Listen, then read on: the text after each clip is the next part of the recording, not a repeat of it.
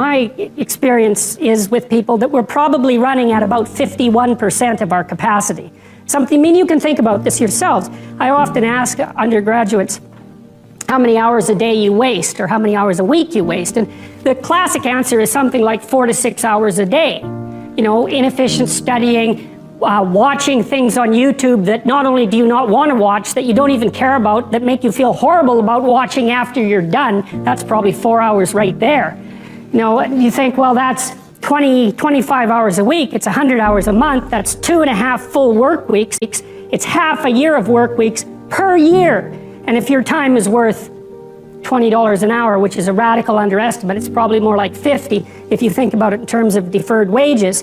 If you're wasting 20 hours a week, you're wasting $50,000 a year. And you are doing that right now. And it's because you're young, wasting $50,000 a year is a way bigger catastrophe than it would be for me to waste it, because I'm not going to last nearly as long. And so if your life isn't everything it could be, you could ask yourself, well, what would happen if you just stopped wasting the opportunities that are in front of you? You'd be who knows how much more efficient, 10 times more efficient, 20 times more efficient. That's the Pareto distribution. You have no idea how efficient people get. It's off the charts. Best thing you can do is teach people to write, because there's no difference between that and thinking. And one of the things that just blows me away about university, tell students why they should write something. It's like, well, you have to do this assignment. Well, why are you writing? Well, you need the grade. It's like, no, you need to learn to think. Because thinking makes you act effectively in the world. Thinking makes you win the battles you undertake. And those could be battles for good things. If you can think and speak and write, you are absolutely deadly. Nothing can get in your way. So that's why you learn to write. It's like, and I can't believe that people aren't just told that. It's like, it's the most powerful weapon you can possibly provide someone with. And I mean, I know lots of people who've been staggeringly successful and watched them throughout my life. I mean, those people, you don't want to have an argument with them. They'll just slash you into pieces.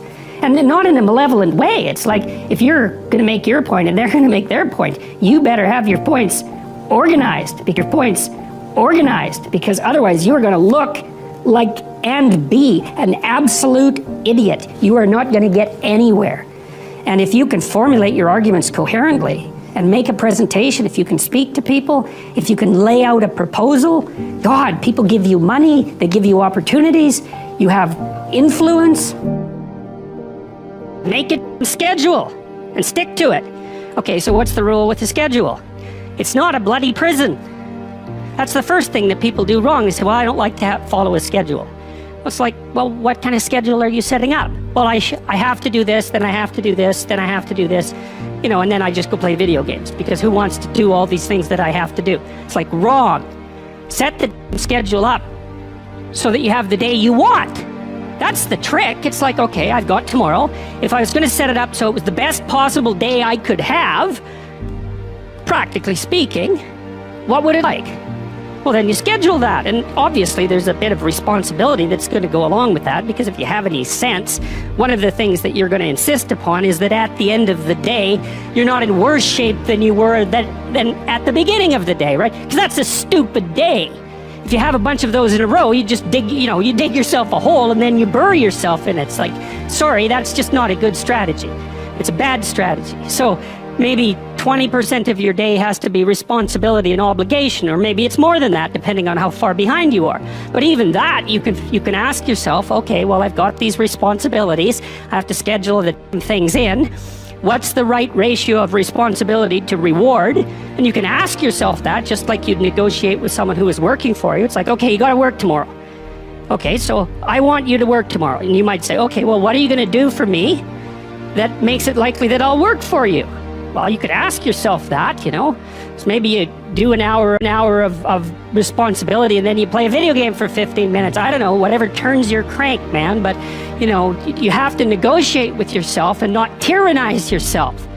Like you're negotiating with someone that you care for, that you would like to be productive and have a good life. And that's how you make the schedule. It's like, and then you look at the day and you think, well, if I had that day, that'd be good. Great. And you're useless and horrible, so you'll probably only hit it with about 70% accuracy, but that beats the hell out of 0, right? And if you hit it even with 50% accuracy, another rule is, well, aim for 51% the next week, or 50.5% for God's sake, or because you're going to hit that position where things start to loop back positively and spiral you upward. Well, and if we all got our act together collectively and stop making things worse, because that's another thing people do all the time. Not only do they not do what they should to make things better, they actively attempt to make things worse because they're spiteful or resentful or arrogant or deceitful or homicidal or genocidal, or all of those things all bundled together in an absolutely pathological package. If people stopped really, really trying just to make things worse, we have no idea how much better they would get just because of that. So there's this weird dynamic that's part of the existential system of ideas between human vulnerability, social judgment, both of which are major causes of suffering, and the failure of individuals to adopt the responsibility that they know they should adopt. It isn't merely that your fate depends on whether or not you get your act together and to what degree you decide that you're going to live out your own genuine being. It isn't only your fate, it's the fate of everyone that you're networked with. And so, you think, well, there's 9 billion, 7 billion people in the way, and then it'll decline rapidly, but 7 billion people in the world, and who are you? You're just one little dust mote among that 7 billion, and so it really doesn't matter what you do or don't do, but that's simply not the case. It's the wrong model, because you're at the center of a network. You're a node in a network. Of course, that's even more true now that we have social media. You'll know 1,000 people, at least over the course of your life, and they'll know 1,000 people each, and that puts you one person away from 1,000,000, and 2 persons away from 1,000,000,000.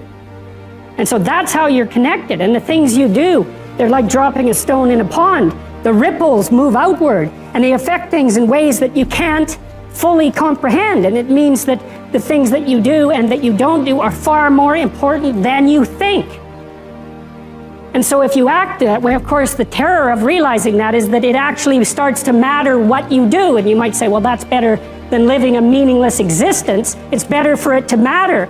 But I mean, if you really asked yourself, would you be so sure if you had the choice? I can live with no responsibility whatsoever. The price I pay is that nothing matters. Or I can reverse it and everything matters. But I have to take the responsibility that's associated with that. It's not so obvious to me that people would take the meaningful path. Now, when you say, well, nihilists suffer dreadfully because there's no meaning in their life and they still suffer, yeah, but the advantage is they have no responsibility. So that's the payoff, and I actually think that's the motivation. Say, well, I can't help being nihilistic. All my belief systems have collapsed. It's like, yeah, maybe. Maybe you've just allowed them to collapse because it's a hell of a lot easier than acting them out. And the price you pay is some meaningless suffering, but you can always whine about that and people will feel sorry for you, and you have the option of taking the pathway of the martyr, so that's a pretty good deal, all things considered, especially when the alternative is to bear your burden properly and to live forthrightly in the world. Well, what Solzhenitsyn figured out, and so many people in the 20th century, it's not just him, even though he's the best example, is that if you live a pathological life, you pathologize your society. And if enough people do that, then it's hell. Really, really. And you can read the Gulag Archipelago if you have the fortitude to do that, and you'll see exactly what hell is like. And then you can decide if that's a place you'd like to visit, or even more importantly, if it's a place you'd like to visit and take all your family and friends, because that's what happened in the 20th century.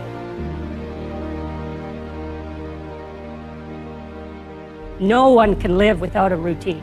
You just forget that. If you guys don't have a routine, I would recommend, you get one going, because you cannot be mentally healthy without a routine. You need to pick a time to get up. Whatever time you want, but pick one and stick to it, because otherwise you and they regulate your mood. Plan a life you'd like to have. And you do that partly by referring to social norms. That's more or less rescuing your father from the belly of the whale, but the other way you do that is by having a little conversation with yourself about as if you don't really know who you are, because you know what you're like. You won't do what you're told. You won't do what you tell yourself to do. You must have noticed that. It's like you're a bad employee and a worse boss, and both of those work, for you. You don't know what you want to do, and then when you tell yourself what to do, you don't do it anyways. You should fire yourself and find someone else to be.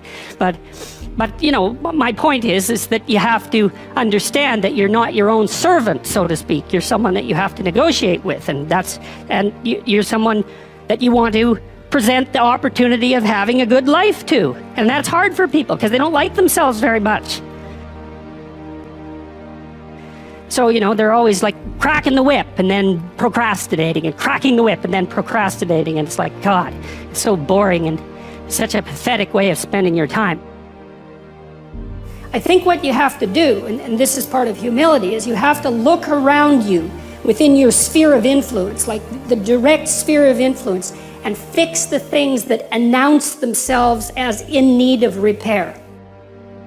But one of the main reasons that people don't get what they want is because they don't actually figure out what it is.